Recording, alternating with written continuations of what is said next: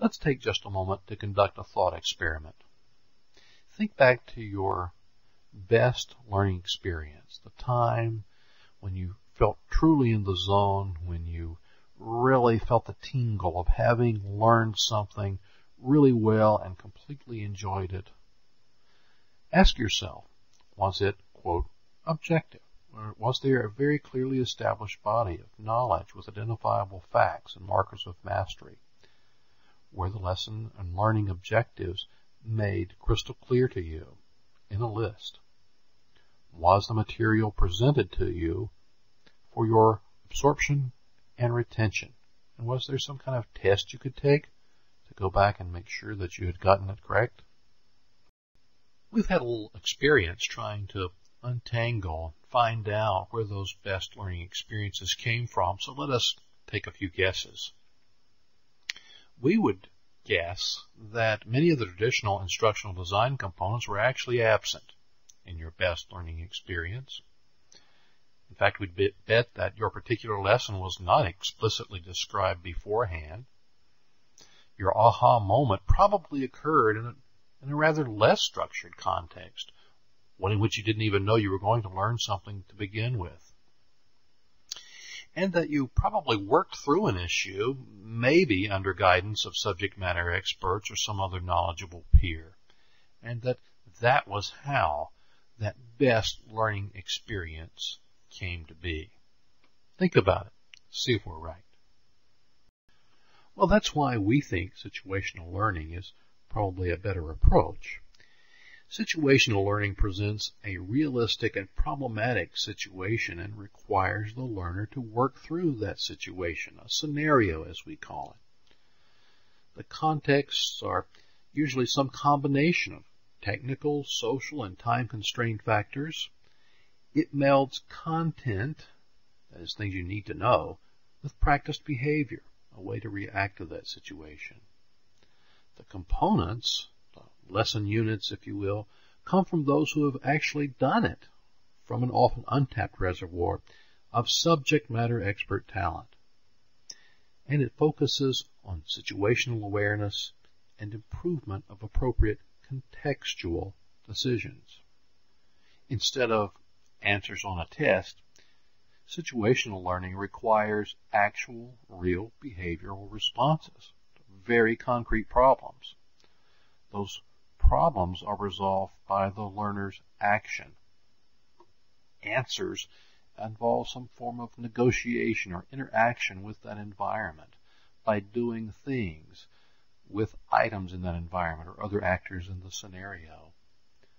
Information and other learning aids are supplied only as needed when the learner needs mentoring or coaching, a little bit of extra information to help them deal with that situation.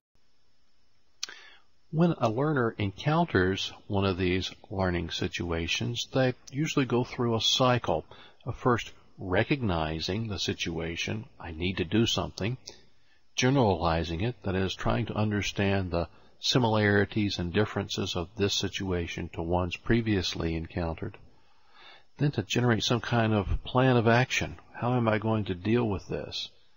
Then actually engaging in some act, a piece of behavior, evaluating the results of that behavior, interpreting it, that is, giving it some sort of meaning so it's going to be useful in the future, and then storing and perhaps even sharing that information. As a result of this cycle, a learning process is going on. There's a sharing of perspectives. Clearly different participants have different versions of reality. So throughout the recognition and generalization phase, there's a lot of sharing of those different perspectives and renegotiating that reality among others. It's a very social way of learning. And as a result, as we move toward the interpretation phase of that cycle, we're altering our own internal descriptions of the world and getting prepared to face yet new situations, and then recataloging knowledge, refining our skills based on these changes. As we interpret meaning, we come together and understand what our new needs are.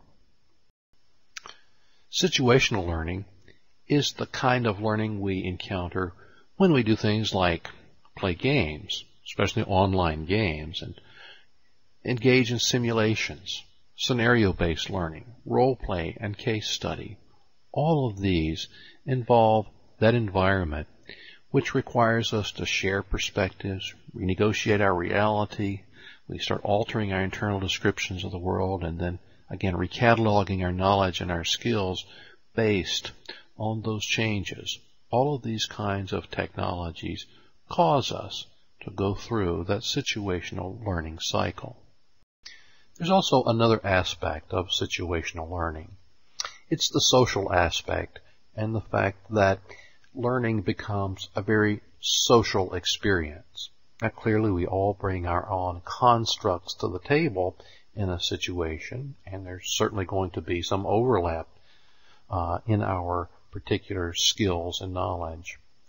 But in these situations, when we're learning, we come to share and provide these different experiences through which we both learn, we pick up new skills and information, as well as develop new forms of meaning for that. In that sense, situational learning has a much more social aspect or component.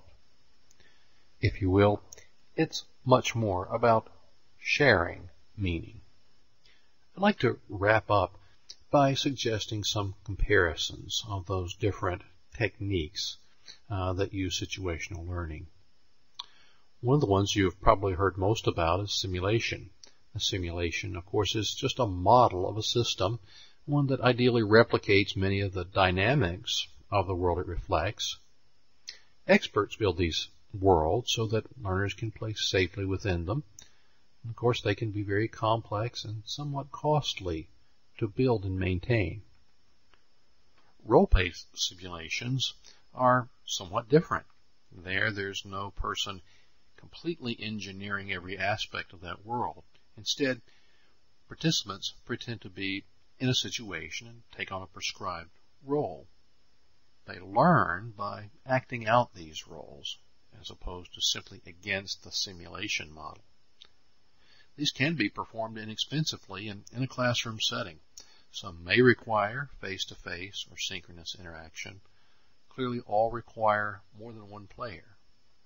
Scenario-based learning, one of the areas in which we are developing expertise, is kind of a middle ground between those two. It does not completely immerse the learner in the whole model. Instead, that model is really once removed from the learner. The complete model actually resides in the mind of an existing subject matter expert. That subject matter expert abstracts from that real world and concentrates the learner's attention on critical situations, that is, those situations into which individuals are placed and required to make some sort of behavioral choice. In a sense, they tune the learner for advanced real-world interaction or for full model simulations. And again, that's done by having the learner concentrate on critical, particular situations and having them work through those situations to their benefit.